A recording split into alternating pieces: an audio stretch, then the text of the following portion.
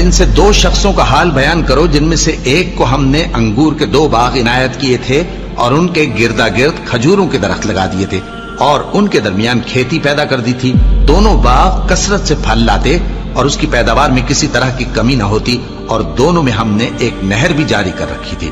اور اس طرح اس شخص کو ان کی پیداوار ملتی رہتی تھی. تو ایک دن جبکہ وہ اپنے دوست سے باتیں کر رہا تھا کہنے لگا کہ میں تم سے مال و دولت میں بھی زیادہ ہوں اور جتھے اور جماعت کے لحاظ سے بھی زیادہ عزت والا ہوں،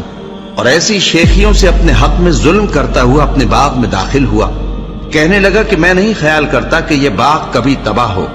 اور نہ خیال کرتا ہوں کہ قیامت برپا ہو، اور اگر میں اپنے پروردگار کی طرف لوٹایا بھی جاؤں تو وہاں ضرور اس سے اچھی جگہ پاؤں گا. تو اس کا دوست جو اس سے گفتگو کر رہا تھا کہنے لگا کہ کیا تم اس ذات سے کفر کرتے ہو جس نے تم کو مٹی سے پیدا کیا، پھر نطفے سے، پھر تمہیں پورا آدمی بنایا؟ مگر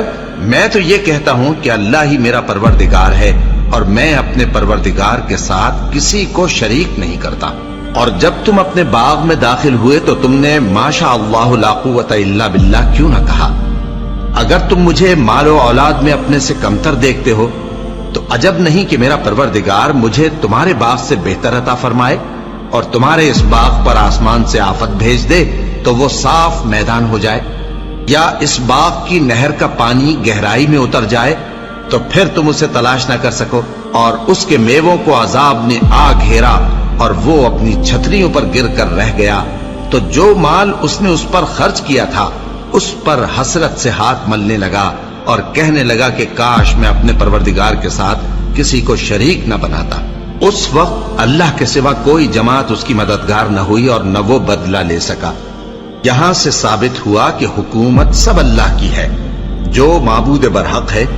وہی بہترین ثواب عطا کرنے والا اور بہترین انجام لانے والا ہے.